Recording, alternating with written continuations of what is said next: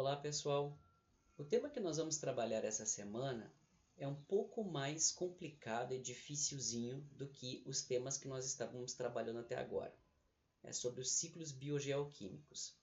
Como esse tema é um pouco mais pesado, eu decidi dividir ele em 3 vídeos menores, para que vocês possam assistir aos poucos o material e a cada etapa que vocês forem assistindo, vocês possam fazer uma reflexão a respeito, dar uma decantada no conteúdo para repassar para a próxima etapa. Então, nesse primeiro vídeo, eu vou trabalhar com vocês os conceitos sobre os ciclos biogeoquímicos e trabalhar o ciclo do carbono. Nas próximas etapas, nós vamos trabalhar o ciclo da água e depois o ciclo do nitrogênio e do fósforo. Primeira coisa que nós precisamos deixar claro é o que é o ciclo biogeoquímico. Os elementos químicos no nosso planeta, que compõem a matéria viva, eles são limitados. Todos os elementos que existem no nosso planeta são os mesmos desde a criação do planeta. Pouca coisa vem de fora. Então, quando esses elementos são incorporados em rochas, ou são incorporados em matéria viva, são evaporados para a atmosfera, são transformados em água, esses elementos são sempre os mesmos que vão circulando dentro da nossa atmosfera. E para que eles possam uma hora estar na matéria viva e outra hora circulando no ambiente, é importante que eles circulem, que eles tenham um ciclo. E esse é o chamado ciclo biogeoquímico, que é aquele ciclo onde elementos químicos que estão no planeta, estão na Terra, o gel, vão ser incorporados em matéria viva e depois vão retornar para o ambiente. Então, isso é a chamada ciclagem de nutrientes do nosso planeta. Esse ciclo ele pode ser dividido em 2 compartimentos diferentes. Nós temos um chamado pool, que quando a gente fala em pool, a gente quer dizer basicamente compartimento.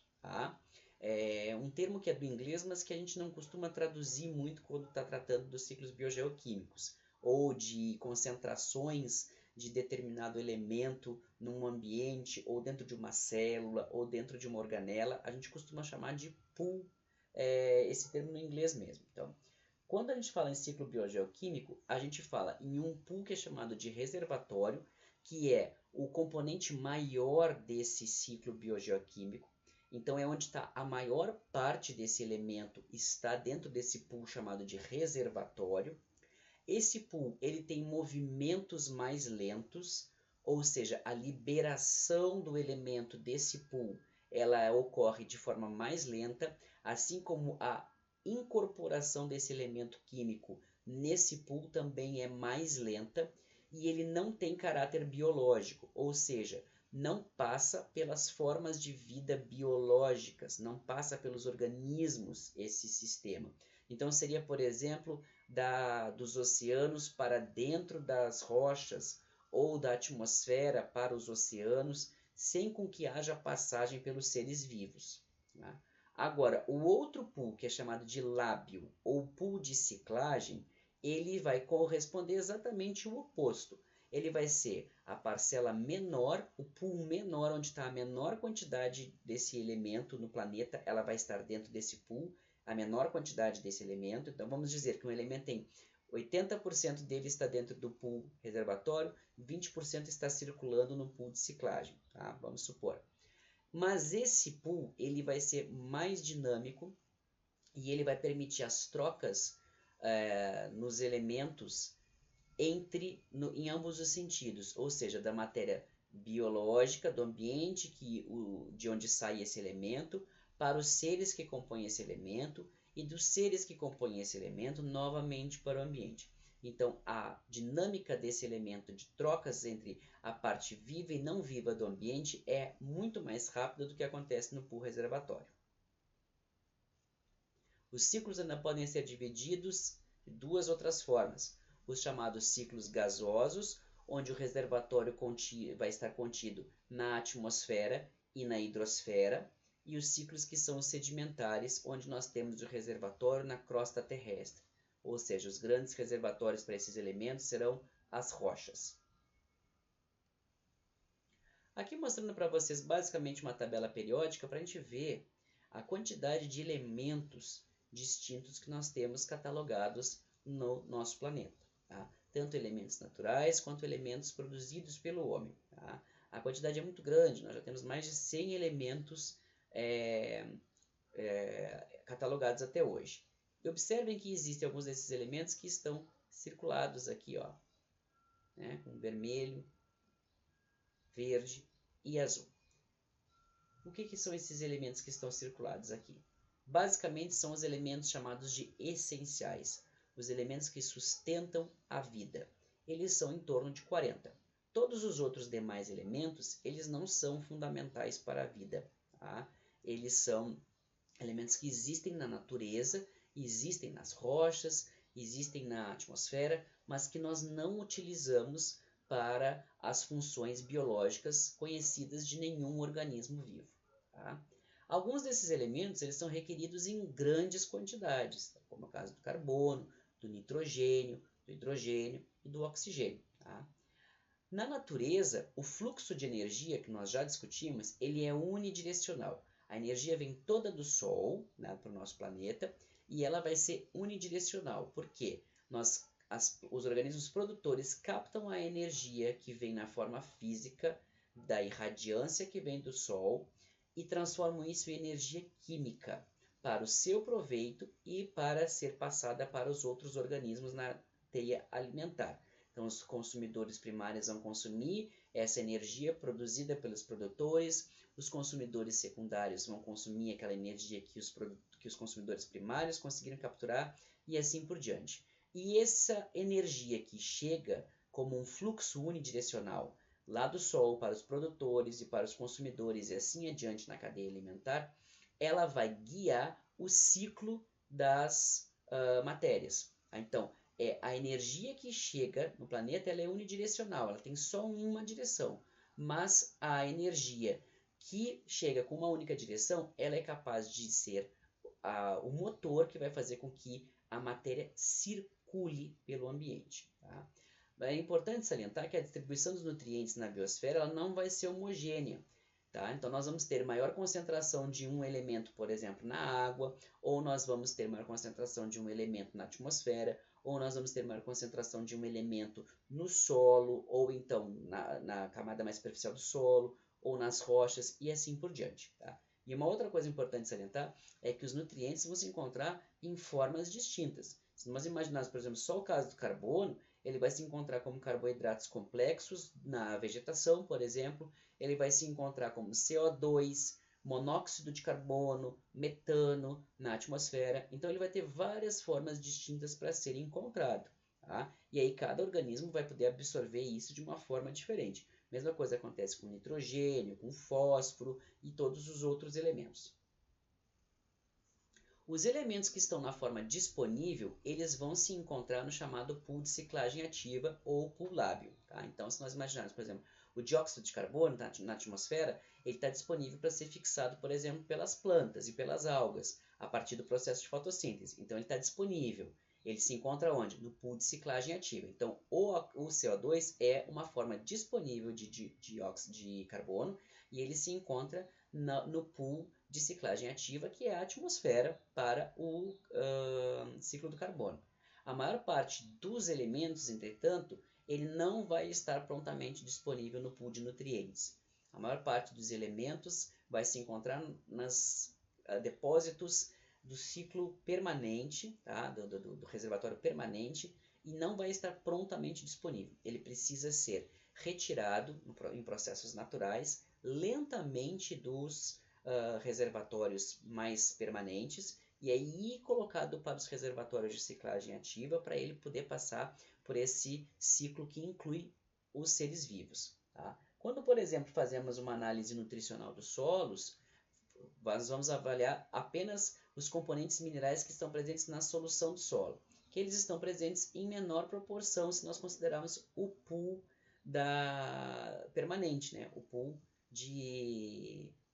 onde ficam esses minerais guardados de forma mais permanente. Então, quando fazemos uma análise nutricional dos solos, nós estamos avaliando somente aqueles minerais que estão prontamente disponíveis para serem capturados pelas plantas e fixados pelas plantas, né, a partir da absorção na raiz. nós não estamos avaliando a quantidade desse elemento mineral como um todo no planeta, porque a maior parte desse elemento mineral, como cálcio, como o ferro, como enxofre, isso vai estar fixado nas rochas e não vai estar prontamente disponível para as plantas. Mas como nós fazemos análise nutricional do solo, o importante para nós é saber aquilo que está prontamente disponível para as plantas. Não tem nenhuma importância para a gente descobrir se nas rochas mais profundamente existe uma quantidade maior ou não de fósforo. Nós precisamos do fósforo que está prontamente disponível na solução do solo. Por isso que a análise nutricional se limita a essa solução do solo. Quando nós temos a alteração dos ciclos biogeoquímicos, e isso pode acontecer na natureza e ocorre ciclicamente no nosso planeta, mas acima de tudo, depois que o homem começou a viver no planeta, a natureza tem, os ciclos biogeoquímicos têm sido alterados de forma mais rápida e mais intensa. E isso tem sido promovido pela ação do homem no planeta, o que nós chamamos a ação antrópica. Tá? E aí o que nós vamos observar é que essa alteração dos ciclos biogeoquímicos ela pode ser observada nos ciclos ativos. Nós não vamos conseguir observar essa alteração tão facilmente nos ciclos permanentes, nos ciclos mais fixos, porque esses ciclos eles estão menos suscetíveis a essas alterações provocadas pelo homem.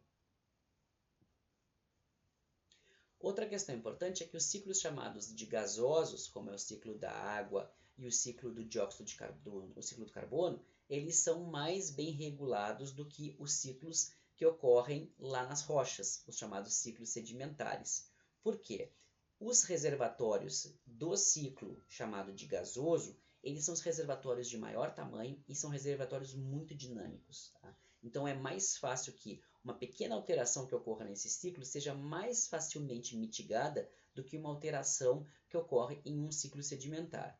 Por exemplo, quando nós temos uma liberação de quantidade muito grande de dióxido de carbono provocada por uma queimada, como por exemplo está acontecendo agora no Pantanal, ela pode ser absorvida de forma relativamente rápida pela biomassa vegetal, ou então esse excesso de CO2 na atmosfera pode ser transformada em carbonato nos oceanos.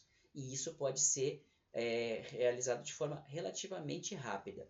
Entretanto, é importante salientar que existe um limite para isso. Se ocorre uma queimada um pouco mais intensa no Pantanal durante um determinado período relativamente curto, esse CO2 pode ser incorporado pela vegetação ao redor, a vegetação que continua em pé, ou então levada pelos ventos até os oceanos e aí transformada em carbonato.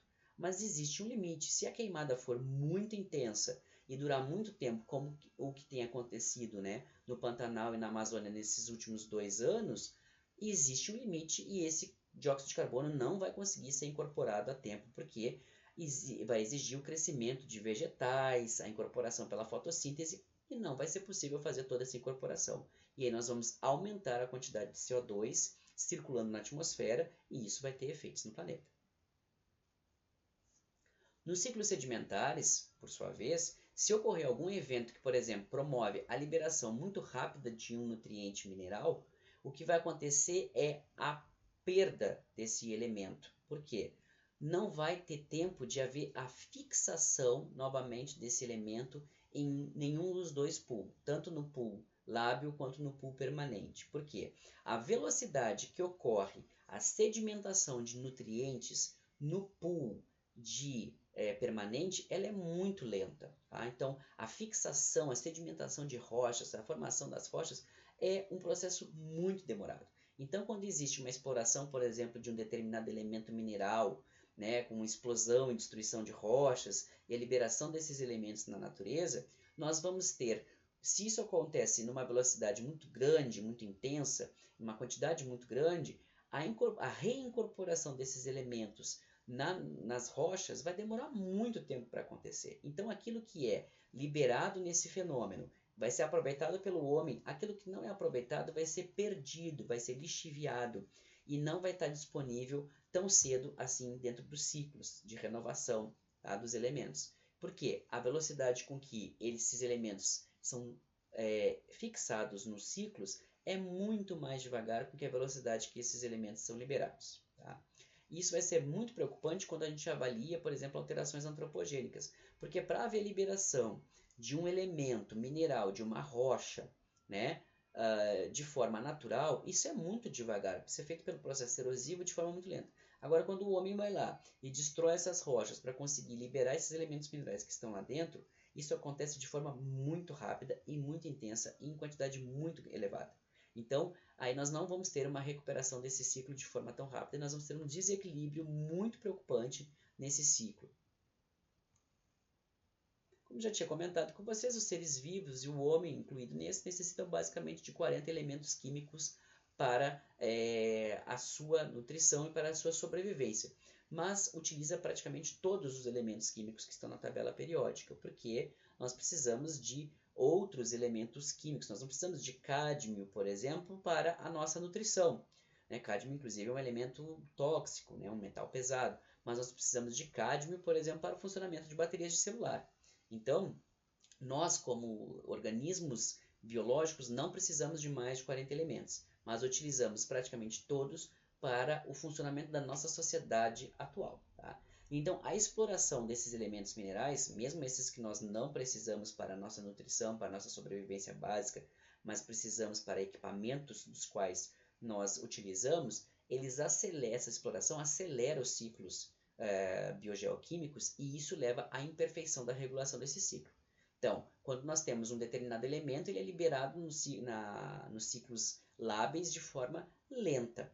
Quando nós temos a aceleração desse ciclo pela destruição de rochas, por exemplo, nós liberamos uma quantidade muito grande desse elemento na natureza e isso dificulta a regulação desse ciclo, porque se existe uma possibilidade de incorporar uma quantidade X desse elemento sendo liberado lentamente no meio, isso vai ser feito de forma regulada. Agora, quando eu libero 10 vezes a quantidade desse elemento que pode ser fixada num determinado período, eu não vou conseguir mais regular esse ciclo e vai ter elemento sobrando na natureza.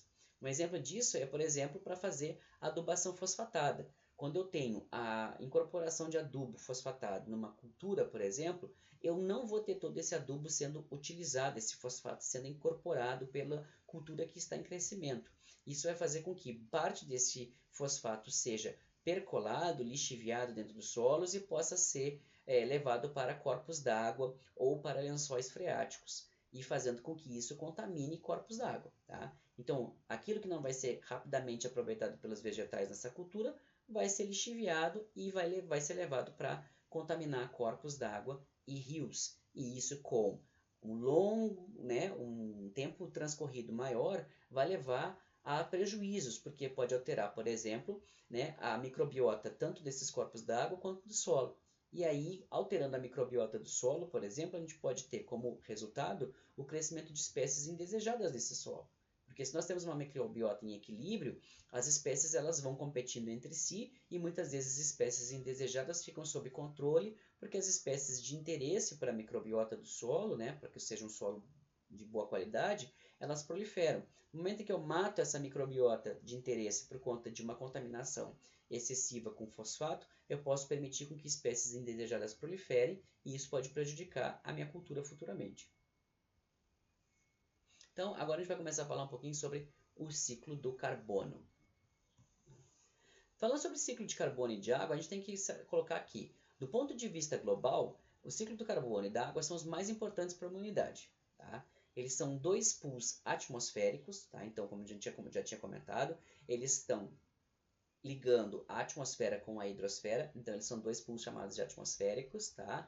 Os dois pools lábeis deles são dois pools pequenos, tá? Considerando outros elementos, esses pools são pequenos, mas eles são pools muito ativos. Então, por serem muito ativos, eles são muito vulneráveis às perturbações ambientais. Tá?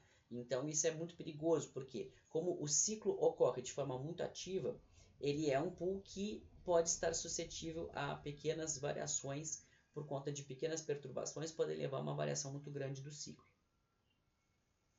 O ciclo do carbono, ele vai ter uma pequena concentração no pool atmosférico. A gente vai achar assim, tem muito carbono na atmosfera, na forma de CO2, monóxido de carbono, metano e tal.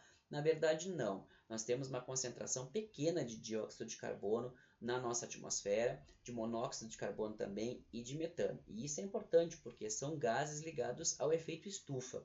A gente costuma achar que o efeito estufa é uma coisa negativa, mas não. O efeito estufa é uma coisa positiva e é graças ao efeito estufa que a vida existe no nosso planeta.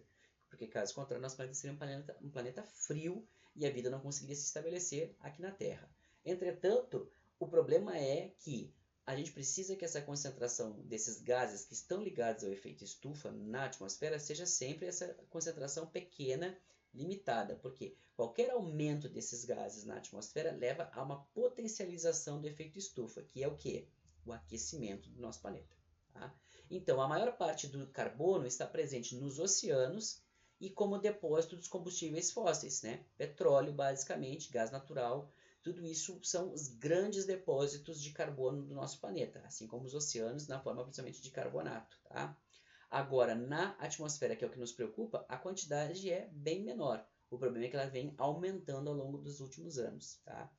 Antes do período de industrialização, quando nós basicamente vivíamos, né, de manufatura, de agropecuária, o ciclo do carbono ele era um ciclo muito equilibrado. Haviam variações, nós vamos ver num gráfico daqui a pouco, variações ao longo de milhares de anos, haviam algumas variações nesse ciclo.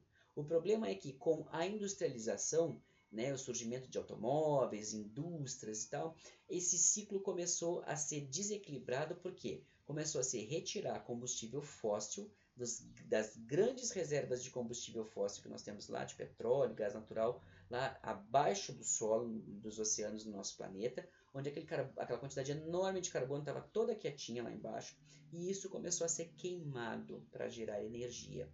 E ao queimar, eliminava-se dióxido de carbono e monóxido de carbono para a atmosfera. Então pensem, toneladas e toneladas de carbono, todas guardadas, fixadas em reservas sob o solo, de repente passam a ser queimadas e lançadas na atmosfera.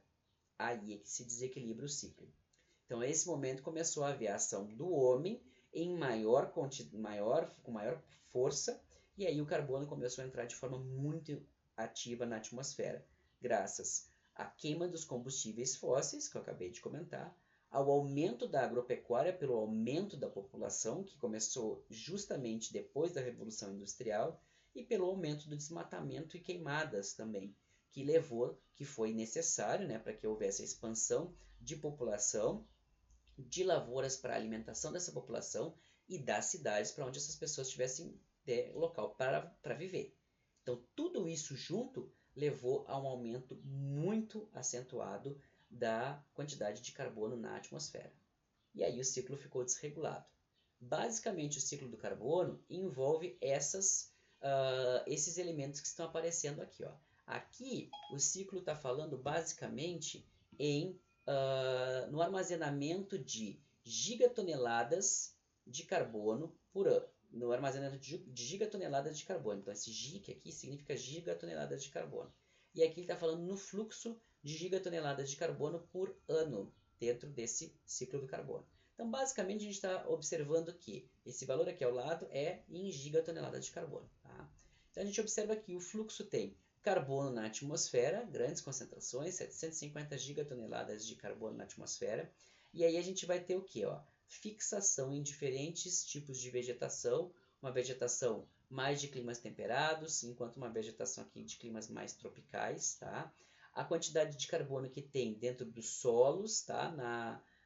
Na solução do solo, fixado como microbiota de solo. Aqui está mostrando ó, incorporação de carbono pela vegetação e também liberação de carbono pela vegetação, porque a gente precisa lembrar que os vegetais absorvem carbono pela fotossíntese, mas os vegetais também respiram. Então, eles absorvem CO2 para fotossintetizar, mas eles respiram. Então, consomem oxigênio e liberam dióxido de carbono durante o processo respiratório também. Aqui a gente está mostrando também, o ciclo mostra queimadas, né, que liberam gigatoneladas de carbono. A gente está mostrando também o que aqui nessa imagem? Ó?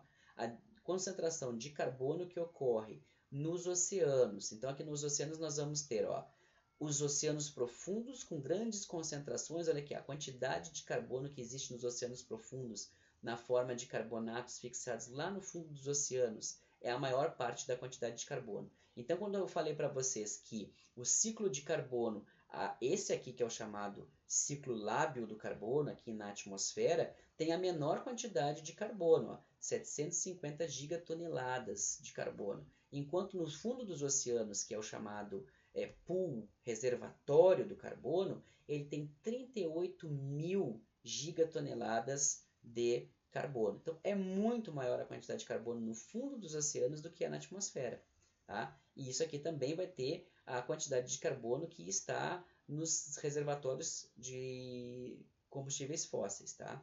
Aqui nós vamos ter o carbono que está dissolvido no oceano de forma mais rápida a ser trocado com a biota marinha, né? Peixes, micro-organismos, algas, e a quantidade de carbono que nós temos na superfície dos oceanos. Também é uma quantidade maior do que nós temos de carbono na atmosfera. Percebo, 1020 gigatoneladas de carbono na superfície dos oceanos em relação à atmosfera. E as trocas entre a atmosfera e os oceanos são pequenas, né? Elas ocorrem pouco aqui ao longo do ano. Tá? E aqui, ó, a queima dos combustíveis fósseis e as indústrias emitindo 5 gigatoneladas e meia de carbono para a atmosfera por ano.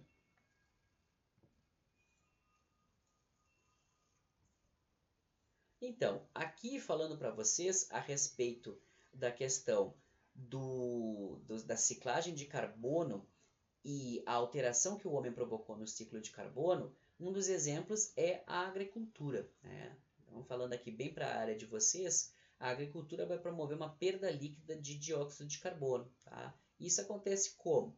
Nós temos as quantidades de dióxido de carbono que são incorporadas nas culturas, tá? Elas não vão superar a quantidade de dióxido de carbono que é liberada pela própria cultura. Tá? Então, quando nós temos, por exemplo, dióxido de carbono vai ser incorporado numa cultura, então nós vamos, por exemplo, derrubar uma área para que seja implantada uma, né, de mata, para que seja implantada uma cultura ali. Muitas vezes, essas culturas vão ter crescimento ativo apenas numa parte do ano, por exemplo, ou vão ser culturas anuais. Então, pense numa lavoura de soja, que tem um crescimento durante alguns meses e depois para de crescer e vai ser colhida. Tá? Então, a quantidade de carbono que vai ser incorporado por essas culturas não vai superar a quantidade de carbono que é liberada pelos processos relacionados a esses cultivos. Tá? Principalmente quando nós temos a questão do desmatamento associado a isso.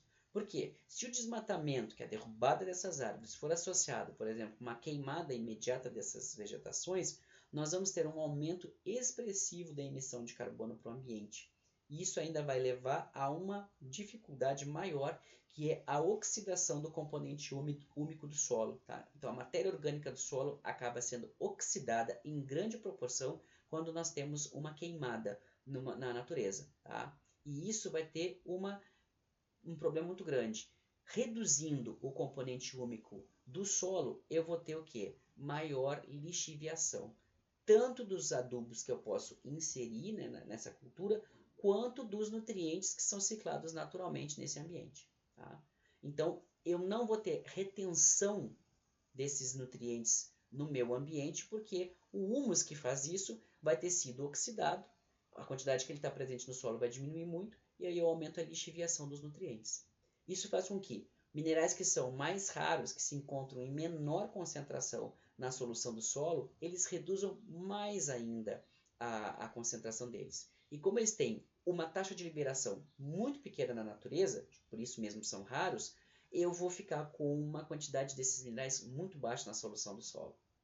E isso vai fazer com que eu tenha uma deficiência nutricional nesse meu solo e vai exigir com que eu adube esse solo com adubos específicos para esses elementos mais raros. Então vejam bem, eu tinha um solo bem nutrido, um solo muito bom, eu derrubo a mata que existe ali para implantar uma cultura e faço uma queimada, um desmatamento nessa minha região associado com uma queimada. Eu reduzo o potencial nutricional desse meu solo, exigindo com que eu entre com uma adubação que vai fazer o quê? Para gerar esse adubo, eu ainda tenho que explorar esses minerais, remover eles do pool reservatório em um outro lugar para permitir com que eles sejam colocados novamente no ambiente, para permitir o crescimento da minha cultura. Aí uma pergunta, concentração, isso é uma pergunta bem óbvia, retórica, né? Basicamente, né? Vocês provavelmente vão ter a resposta na ponta da língua. A concentração de CO2 atmosférica sempre foi igual a que nós encontramos hoje? Bueno, se fala sobre isso o dia inteiro nos noticiários. Não, a concentração vem aumentando ao longo dos últimos anos, né? Alguns grupos de cientistas que negam a questão do aquecimento global promovido pelo efeito estufa, que é consequência do aumento do CO2 na atmosfera, falam que isso é benéfico para os vegetais. Tá? E existem inclusive estudos até mesmo que mostram algo nesse sentido. Se nós imaginamos que o CO2 é combustível para o processo fotossintético, se eu aumentar a quantidade de CO2 que existe na atmosfera, eu não vou promover o aumento do crescimento das culturas e dos vegetais como um todo? Bueno, existem alguns estudos mostrando que sim, parece que o aumento da concentração de dióxido de carbono na atmosfera aumenta a produtividade de algumas culturas. Isso é uma coisa boa, parece que sim, né? Parece ser uma coisa boa. Então, se eu tenho mais CO2 disponível, a minha cultura faz mais fotossíntese, assimila mais carbono, ela cresce mais e produz mais. Então, produz mais folhas, se o meu objetivo for a produção de folhas, ou produz mais frutos, se o meu objetivo for a produção de frutos, ou sementes e assim por diante. Entretanto, existe um limite para isso que vem acompanhando essa questão do aumento do CO2 na atmosfera. Eu consigo aumentar a quantidade de CO2 disponível para a fotossíntese, mas o aumento do CO2 na atmosfera promove o quê? O aumento da temperatura na atmosfera.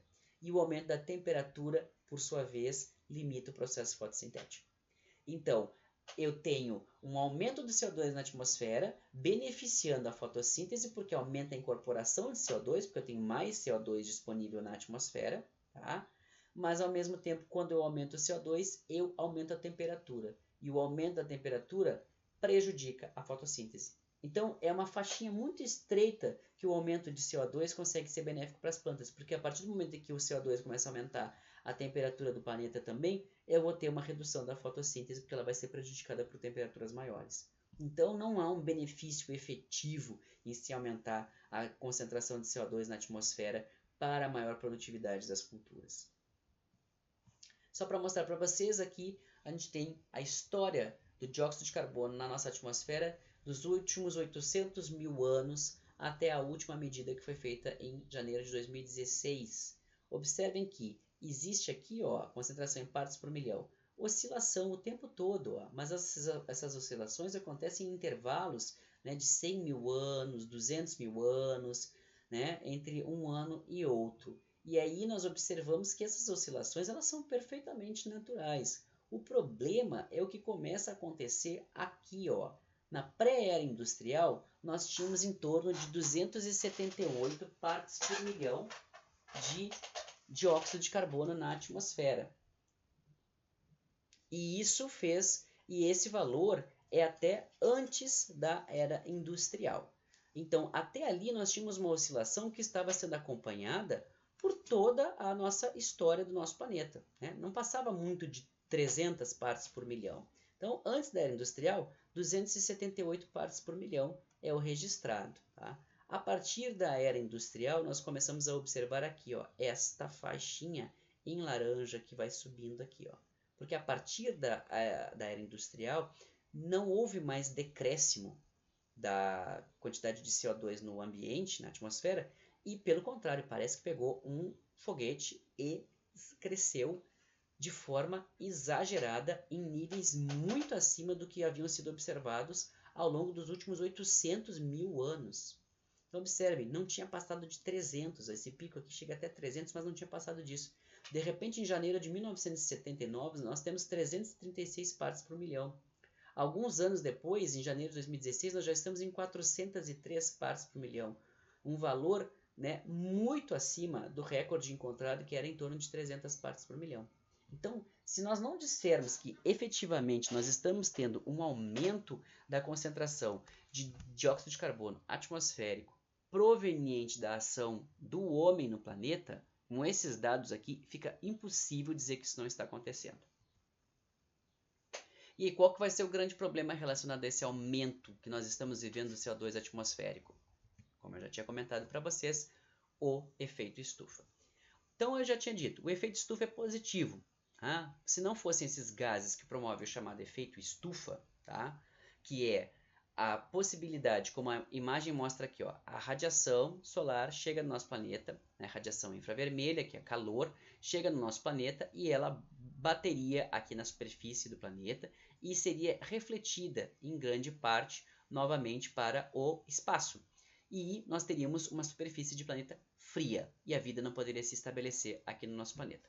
O nosso planeta tem uma temperatura, né, que sustenta a vida, fazendo com que, por exemplo, a água não esteja permanentemente congelada na nossa biosfera, porque existe exatamente essa camada de gases aqui, tá? Onde nós temos dióxido de carbono, metano, ozônio, que fazem um filtro e o chamado efeito estufa, que é essa energia de calor chega no nosso planeta, bate na atmosfera, bate aqui nessa camada de gases que nós temos e retorna para a biosfera. Fica presa dentro do planeta. Esse é o chamado efeito estufa. Então, graças a isso é que a vida ocorre no nosso planeta. Entretanto, à medida que nós aumentamos... Só que essa quantidade de gases que está aqui formando essa barreira que impede a perda de calor no nosso planeta, ela é equilibrada para permitir com que o planeta mantenha uma temperatura que oscila muito pouco. À medida que nós aumentamos a quantidade desses gases que formam essa barreira, nós prendemos mais calor dentro do planeta. E aí o planeta começa a ficar quente além da conta. E isso vai promover alterações muito grandes na dinâmica da ciclagem de elementos naturais dentro do nosso planeta. Tá? Isso vai promover derretimento de geleiras, isso vai promover aumento dos níveis oceânicos, isso vai promover, né, a dificuldade de fotossíntese de algumas plantas, isso vai promover uma série de alterações dentro do planeta. Tá? Se nós dissermos que as emissões, né, do nosso planeta de CO2 vão continuar no mesmo ritmo que nós temos atualmente até o ano de 2100, sem haver nenhuma redução, nós podemos chegar ao nível de 600 partes por milhão de dióxido de carbono na atmosfera. Isso é basicamente o dobro do que nós temos hoje.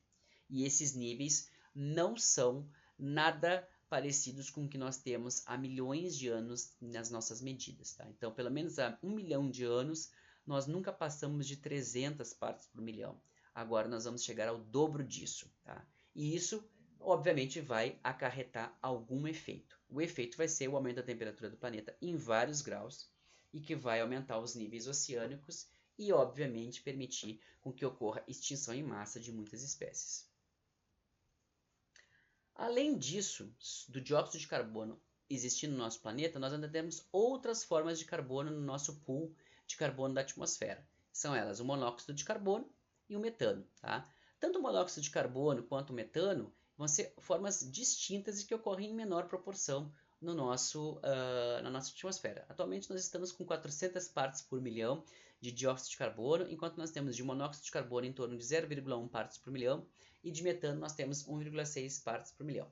Só que ambos os gases estão aumentando em velocidade muito elevada a concentração deles também na nossa atmosfera. Tá? O monóxido de carbono é basicamente um gás proveniente da queima incompleta, né, de produtos carbonados. Né, quando há falta de oxigênio, ele queima de forma incompleta e ao invés de liberar o CO2, que é a queima completa, ele libera o monóxido de carbono, que é a forma incompleta. Tá? Essas substâncias elas vão fluir rapidamente pela biosfera, tá? E vão ter baixo tempo que a gente chama de tempo de residência no pool atmosférico, no pool lábio. E o que quer dizer isso? O tempo de residência é o tempo que essa substância fica naquele pool, que no caso do dióxido de carbono e dessas outras substâncias carbonadas, é a atmosfera. Então ela fica pouco tempo na atmosfera. O CO2 fica em torno de 4 anos na atmosfera e depois ele vai ser levado ou para oceanos ou vai ser fixado pelas plantas e tal. Isso em média, falando sobre uma molécula de dióxido de carbono. O metano fica em torno de 3 anos e meio e o monóxido de carbono fica menos de um mês, fica 0,1 ano. Tá?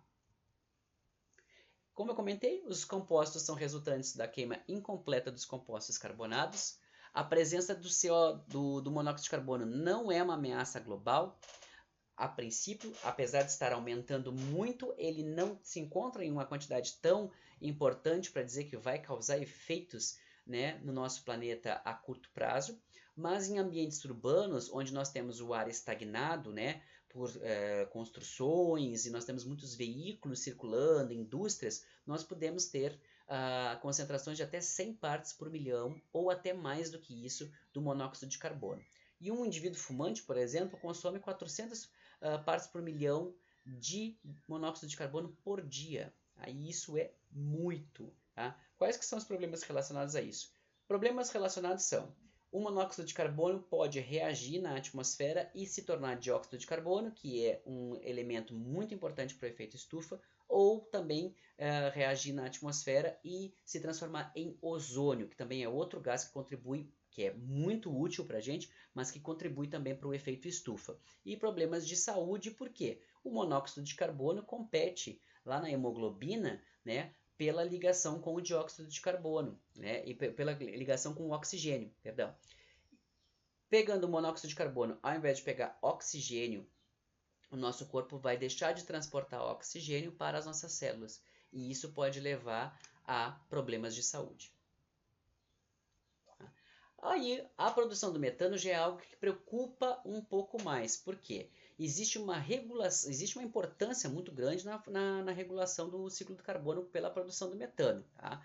Os compostos carbonados, eles simples, quando ocorre, por exemplo, a queda de uma árvore, que basicamente tem na sua estrutura lignina, suberina, celulose, que são polímeros de açúcares, né, de carbono, essas grandes quantidades de carbono, elas precisam ser degradadas de alguma forma. Quem vai degradar essa celulose e transformar isso em porções menores de carboidrato são os micro-organismos. E isso é importante, porque pensa bem, se as árvores sendo derrubadas não fossem, né, degradadas, aquela enorme quantidade de carbono dentro de uma árvore ficaria eternamente indisponível. E aí ia haver a redução do carbono disponível para outras formas de vida. Então o ciclo não se sustentaria.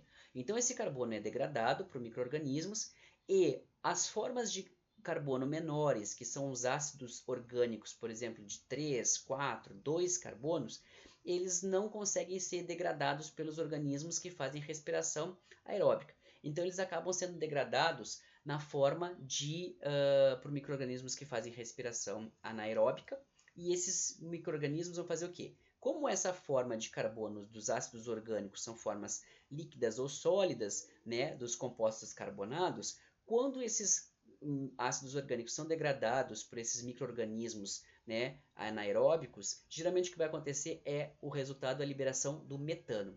E o metano é uma forma gasosa, então aí o carbono volta para o pool de